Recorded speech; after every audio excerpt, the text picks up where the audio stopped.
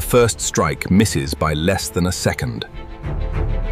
The buffalo's hide ripples, a shudder that dislodges nothing but dust. But the mongoose that dodged the swing of that colossal head isn't hunting the titan, it's hunting the living carpet that covers it. Across the Cape buffalo's back, a leathery landscape of thousands of ticks rises and falls with every lay. And the mongooses, a banded patrol of elite cleaners, are here to dismantle it piece by piece. For the buffalo, this is not a moment of peace, but a calculated risk. Known as Mbogo in Swahili, a sentinel of the savannah capable of disemboweling a lion, it stands rigid, muzzle pressed to the dirt. Its exhaustion is palpable, a weariness that has little to do with the heat and everything to do with the countless pinprick wounds draining its strength. Yet the risk of the mongoose's sharp claws and teeth near its vulnerable belly and eyes is a gamble it is forced to take. Relief is the only currency that matters here, and the mongooses are the only bankers available. But then, the lead mongoose pauses, its black-tipped tail flicking a silent warning. A new scent hangs in the air, a scent not of parasite, but of predator. Buffalo is vast, a moving mountain of hide and horn.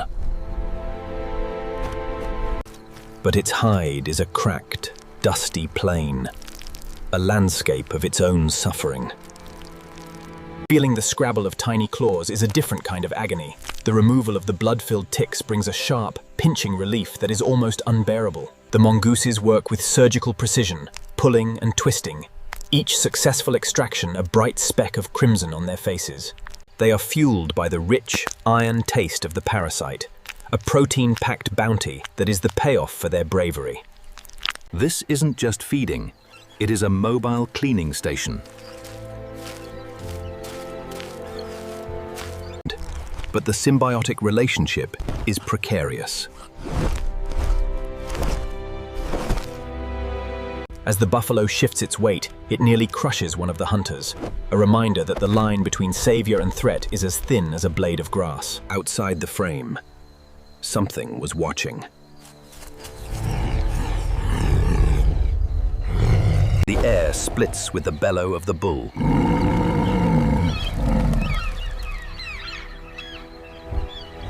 Not pain, but warning.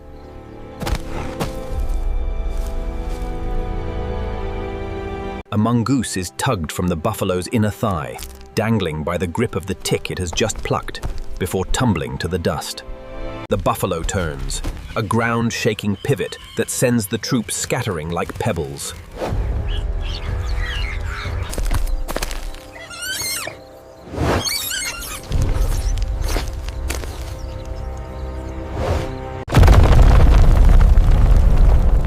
Dust explodes. Hoof stamps, missing by centimeters.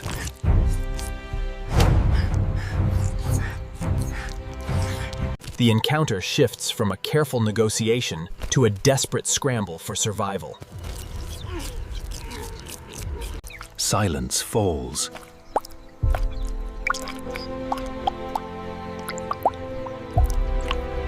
The herd has stopped.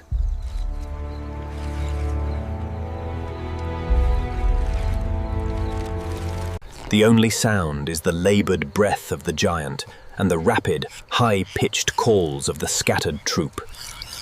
The stench of disturbed earth mixes with the metallic tang of blood.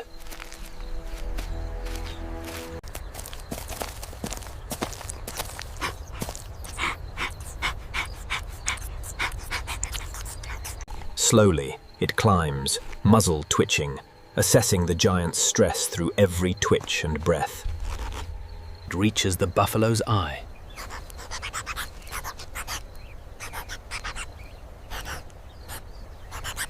Then it moves, not to feed, but to a single, engorged tick resting in the fold of the ear. Quick, precise snap.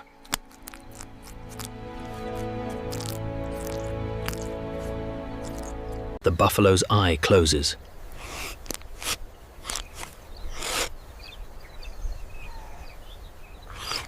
It does not flinch.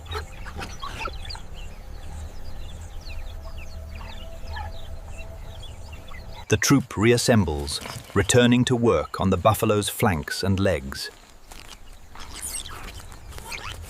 The sun scorches the open plain, casting no shadows beneath the patient giant.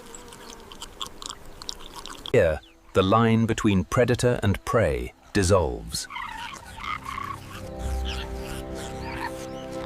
This is not a hunt, nor an act of charity.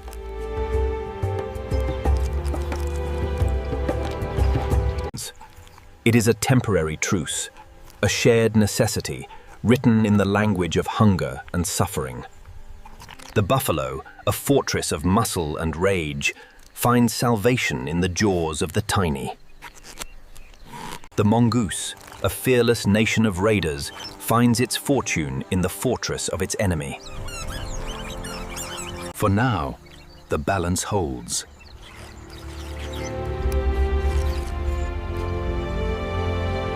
But as the sun dips lower, the dust settles, and the last of the ticks are plucked, the buffalo will return to its herd. And the mongooses?